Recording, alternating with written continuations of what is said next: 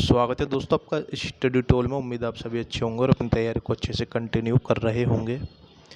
तो आज दोस्तों मैं इसलिए आपके लिए वीडियो बनाने आया हूं क्योंकि आप सभी के बहुत से डाउट्स बने हुए हैं यूपीएसआई वालों के। और क्योंकि बोर्ड पे दोस्तों सिर्फ एक ही टॉपिक पे वीडियो बन सकती है, आज हम सभी टॉपिक पे बात करेंगे, अच्छे से क्लियर करेंगे कि यूपीएसआई में आप किस प्रकार अपना सिलेक्शन श्योर कर सकते हैं। और बात करेंगे कि जो कट ऑफ है क्या जाएगी और जो रिज़ल्ट है कब तक आएगा और किसका एग्ज़ाम किसका क्वालिफाई होगा, किसका सिलेक्शन होगा नहीं होगा, उसके ऊपर भी बात करेंगे। तो दोस्तों लाइक कर दें और सब्सक्राइब करें। क्यों? क्योंकि ये सिर्फ आपका प्यार है जो हमें मिलता है और ना ही इसके पैसे लगते हैं लाइक सब्सक्राइब के। तो लाइक और सब्सक्राइब ज़रूर करें। तो दोस्तों चलते हैं टॉपिक की तरफ। देखिए, शुरू से चलते हैं। आप सभी को पता है कि 9,534 वैकेंसी हैं। वीडियो स्किप ना करें। 9,534 वैकेंसी हैं। यदि आप वीडियो स्किप करोगे तो आपको बात समझ में नहीं आएगी और आप इसका फ़ायदा लाभ नहीं उठा पाएंगे। तो दोस्तों आपको पता है अप्रैल में इसके फॉर्म आए थे 2021 में 9,534 वैकेंसी। और लगभग दोस्तों 2.5 महीने तक इसके एप्लीकेशन फॉर्म लिए गए थे। कितने? 2.5 महीने तक। यानी कि अप्रैल गया था, पूरा मई भी गया था और 15 जून तक इसके शायद ऑनलाइन फॉर्म आमंत्रित किए गए थे, छात्रों से एप्लीकेशन फॉर्म लिए गए थे। तो मैं बताना चाहूँगा आप सभी को कि यदि टाइम मिलता सिर्फ 1 महीने का फॉर्म अप्लाई करने के लिए, तो दोस्तों जो फॉर्म आते सिर्फ इसमें लगभग 6 से 7 लाख फॉर्म ही अप्लाई होते। कितने होते? 6 से 7 लाख। लेकिन 2.5 महीने में हुआ क्या कि फॉर्म तो 12 लाख आए, 12 लाख फॉर्म अप्लाई हुए। लेकिन अब आप इस बात को समझिए कि भर्ती बोर्ड को लगा था कि 12 लाख फॉर्म आए हैं तो सभी बच्चे एग्ज़ाम देंगे। अब हुआ क्या? भर्ती बोर्ड ने 3 शिफ्टों में एग्ज़ाम को बांटा। भर्ती बोर्ड ने 3 शिफ्टों में यानी कि 3 फेज़ में एग्ज़ाम को बांटा। तो तीनों फेज़ों में उन्होंने क्या हिसाब लगाया था कि 4 लाख बच्चों के हिसाब से, यानी कि फर्स्ट फेज़ में 4 लाख, सेकंड फेज़ में 4 लाख और थर्ड फेज़ में 4 लाख बच्चे एग्ज़ाम देंगे। उन्होंने इस प्रकार 3 फेज़ बना दिए। अब होता क्या है कि जब एग्ज़ाम संपन्न हो जाती है, पूर्ण हो जाती है, तो पता चलता है कि सिर्फ 7.5 लाख बच्चों ने ही एग्ज़ाम दिया, यानी कि 4.5 लाख बच्चों ने एग्ज़ाम छोड़ दिया। वो बच्चे कौन थे जिन्होंने एग्ज़ाम छोड़ दिया? वो बच्चे वो थे दोस्तों जिनको किसी ने बता दिया कि भाई फॉर्म निकले हुए हैं, फॉर्म अप्लाई कर ले, ये कर ले, वो कर ले। उन्होंने फॉर्म अप्लाई कर दिया और ना ही उनको इस बात से मतलब था कि हम परीक्षा में सफल होंगे और ना ही वो पढ़ाई करने वाले छात्र थे। वो तो सिर्फ फॉर्म अप्लाई कर दिया और उन्होंने एग्ज़ाम छोड़ दिया। कुछ कोरोना की वजह से भी लोगों ने एग्ज़ाम छोड़ दिया था। लेकिन मैं आपको बता दूं कि 7.5 लाख बच्चों ने ही एग्ज़ाम दिया है। और टोटल जो शिफ्ट हैं आप सभी को पता है, एक दिन में 3 शिफ्ट हुई थी। टोटल शिफ्ट हुई थी वो 54 थी। अब 54 शिफ्ट और 7.5 लाख बच्चे हैं और 9,500 वैकेंसी हैं और 3 फेज़ में एग्ज़ाम हुआ है। और आप सभी को पता है कि 2016 में जो एग्ज़ाम मतलब भर्ती आई थी यूपीएसआई की और 17 में एग्ज़ाम हुआ था, उसमें भी लगभग 7 से 8 लाख फॉर्म आए थे और जो एग्ज़ाम दिया था 5 से 6 लाख बच्चों ने ही एग्ज़ाम दिया था। लेकिन उस टाइम पे क्या था कि 50% आपके ओवरऑल होने चाहिए, यानी कि 80 क्वेश्चन आपके होने चाहिए और हर सब्जेक्ट में भी 50% यानी कि 20-20 क्वेश्चन हर सब्जेक्ट में होने चाहिए। यदि आपके 50% 80 क्वेश्चन और हर सब्जेक्ट में 20-20 क्वेश्चन सही हैं, 50% का क्राइटेरिया पूरा है, तो आप एग्ज़ाम को क्वालिफाई कर लेंगे। एग्ज़ाम को क्वालिफाई कर लेंगे। इसका मतलब ये है कि आप आगे का जो पड़ाव है डीबीपीएसटी का, उसके लिए आप एलिजिबल हो जाएंगे। इसका मतलब ये नहीं है कि आपने क्वालिफाई कर लिया तो आपको सिलेक्शन मिल जाएगा। अब होता क्या है, बात करते हैं हम अपनी 21 की भर्ती के बारे में। तो दोस्तों 2021 में आपको पता है 12 नवंबर से एग्ज़ाम शुरू हुआ था। कब से हुआ था? 12 नवंबर से। और 4.5 लाख बच्चों ने एग्ज़ाम छोड़ दिया। तो कुछ बच्चे 7.5 लाख में ऐसे भी हैं जिनको आप समझ सकते हैं कि वो सिर्फ एग्ज़ाम देने गए थे, मौज मस्ती करने गए थे, उनका पढ़ाई से कोई मतलब नहीं होता। तो दोस्तों मेन जो कंपटीशन है सिर्फ 2 से 3 लाख बच्चों के बीच में है, 2 से 3 लाख। और मैंने अभी पोलिंग भी दिया था यूट्यूब पे कि किस बच्चे का कितना स्कोर है, तो मैक्सिमम जो बच्चा है 100 से 110, 100 क्वेश्चन से 110 क्वेश्चन सही हैं। अब जो फिर बच्चे कुछ ऐसे हैं जिनके 90 से 100 सही हैं, तो मैं आपको एक बात बता दूं। एग्जाम्पल लेते हैं, जैसे समझिए कोई लड़का है और उसका एग्ज़ाम, उसकी जो तैयारी है, उसकी तैयारी लगभग 120 क्वेश्चंस की उसकी तैयारी है। कितनी? 120 क्वेश्चंस। यदि उसकी शिफ्ट मीडियम हो, मॉडरेट, तो उसकी जो तैयारी है वो 120 क्वेश्चन की है।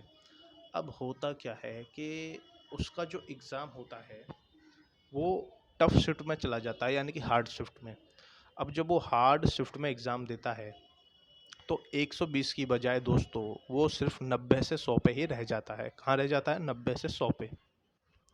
और जिसकी तैयारी सिर्फ 90 या 100 क्वेश्चन की है और उसका एग्ज़ाम इजी शिफ्ट में चला जाता है, तो उसके क्वेश्चन दोस्तों 110 से 120 तक हो जाते हैं। लेकिन अब इस और जो मॉडरेट शिफ्ट है, मीडियम, उसका तो जितनी तैयारी होती है वो अपना उतना स्कोर कर लेता है। लेकिन होता क्या है कि नॉर्मलाइजेशन इसीलिए होता है कि जो बच्चा जो बच्चा 110 120 करने वाला था उसके तो 90 रह गए, और जो 90 करने वाला था उसके 110 120 हो गए। इसीलिए नॉर्मलाइजेशन होता है कि जितनी भी हार्ड और इजी शिफ्ट हैं, मीडियम शिफ्ट पर कोई प्रभाव नहीं पड़ता है। जितनी भी हार्ड और इजी शिफ्ट हैं, मैन नॉर्मलाइजेशन इन्हीं के बीच होता है। तो एक तालमेल बना दिया जाता है कि यदि किसी के 120 क्वेश्चन सही हैं इजी शिफ्ट वाले के, और किसी के 90 क्वेश्चन सही हैं हार्ड शिफ्ट वाले के, तो दोस्तों मोटा मोटा आप समझ सकते हैं कि यदि इजी शिफ्ट वाले के 20 क्वेश्चन माइनस हो गए, यदि इजी शिफ्ट वाले के 20 क्वेश्चन माइनस हो गए, तो उसका जो स्कोर बनेगा आफ्टर नॉर्मलाइजेशन वो 100 क्वेश्चंस का बनेगा, यानी कि 250 मार्क्स। और जो 90 वाला है हार्ड शिफ्ट में, आफ्टर नॉर्मलाइजेशन यदि उसके 20 क्वेश्चन प्लस हो जाते हैं, तो उसका स्कोर जो क्वेश्चन बनता है वो 110 क्वेश्चन बनता है। कितना? 110। और अब आप ये देखिए, कहाँ तो 120 वाला 100 पे आ गया और कहाँ 90 वाला 110 पे पहुंच गया, यानी कि 10 क्वेश्चन प्लस हो गया उससे। तो दोस्तों उसकी रैंक अच्छी बनेगी, उसकी रैंक अच्छी बनेगी क्योंकि उसके जो हैं उसके दोस्तों 10 क्वेश्चन प्लस हो गए। आप इस बात को समझो। अब आप सोचते हो कि मेरा तो 90 है, मेरा 95 है, मेरा 100 है, मेरा नहीं होगा।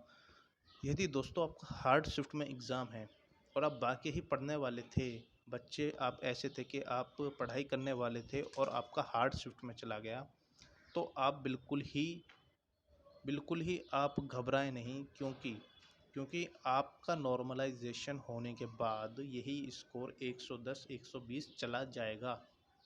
क्योंकि 2016 में क्या हुआ था, 17 में आ, एक हैं, मतलब उन्होंने कमेंट किया था जब सभी ने कट ऑफ बताई थी आंसर की आने के बाद, उन्होंने बताया था कि मेरे लगभग 120 क्वेश्चन सही थे।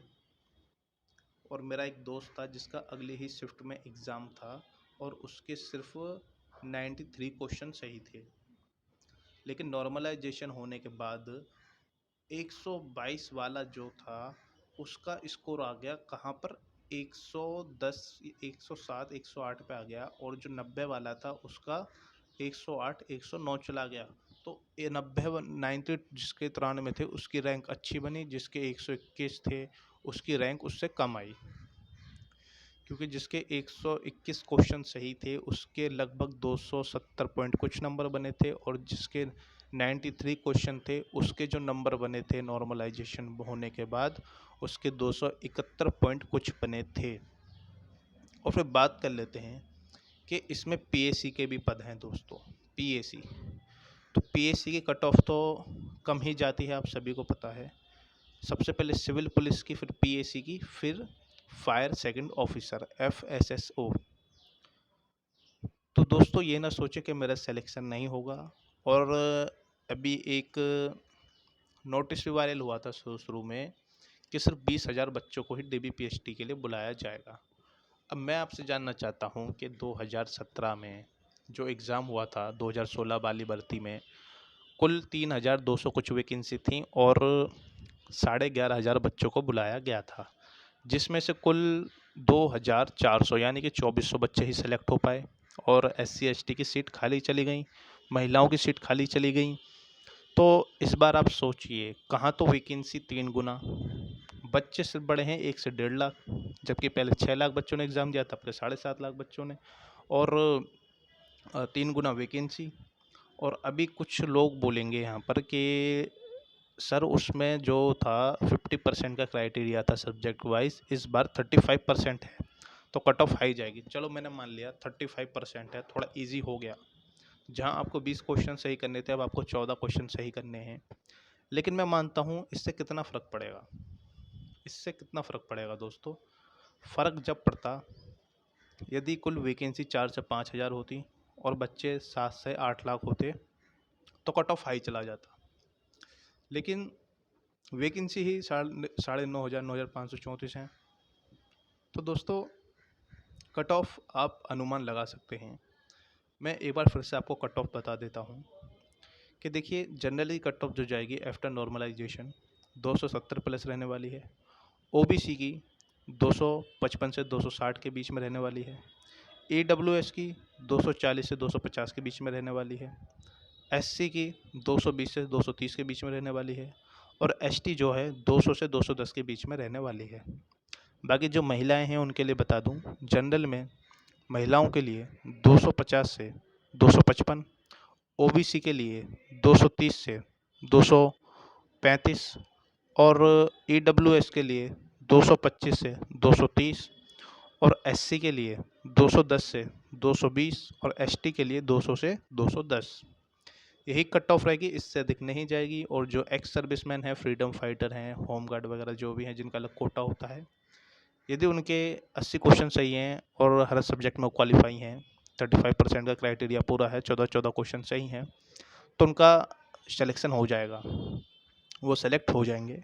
और आप सभी अपने डॉक्यूमेंट्स तैयार करा लें DBPST के लिए और रनिंग करते रहें, क्योंकि निरंतर आप प्रयास करेंगे जब भी आप सफल होंगे। इधर उधर की बातों पर ज़्यादा ध्यान ना दें, तो रनिंग करते रहें दोस्तों। क्योंकि नॉर्मलाइजेशन में दोस्तों जो ये सोच रहा है इस टाइम कि मेरा तो श्योर है, हो सकता है उसका ना आए, और जो ये सोच के बैठा है कि मेरा तो होगा ही नहीं, मेरा तो हो ही नहीं सकता, हो सकता है उसका हो जाए। मैं अभी बताता हूँ 40 से 50 नंबर का नॉर्मलाइजेशन आपको देखने को मिलेगा इस भर्ती में। और दोस्तों आप आते हो सिर्फ देख के चले जाते हो, कोई आपके लिए वीडियो बनाता है, कोई महत्वपूर्ण बात बताता है, तो आपका फ़र्ज़ बनता है कि हम उसको सपोर्ट करें, उसको थोड़ा प्यार करें। तो दोस्तों आप प्यार हमें सिर्फ लाइक और कमेंट और सब्सक्राइब के माध्यम से ही कर सकते हैं। तो सभी मेरे मित्र वीडियो को शेयर करें, लाइक सब्सक्राइब करें, बेल आइकन को प्रेस करें, और दोस्तों सब्सक्राइब जरूर ही करें और अपने डाउट्स कमेंट करें और लाइक ज़रूर कर दें, क्योंकि आप लाइक सब्सक्राइब करते हो तो हम भी थोड़े मोटिवेट होते हैं आपके लिए और वीडियो लाने के लिए।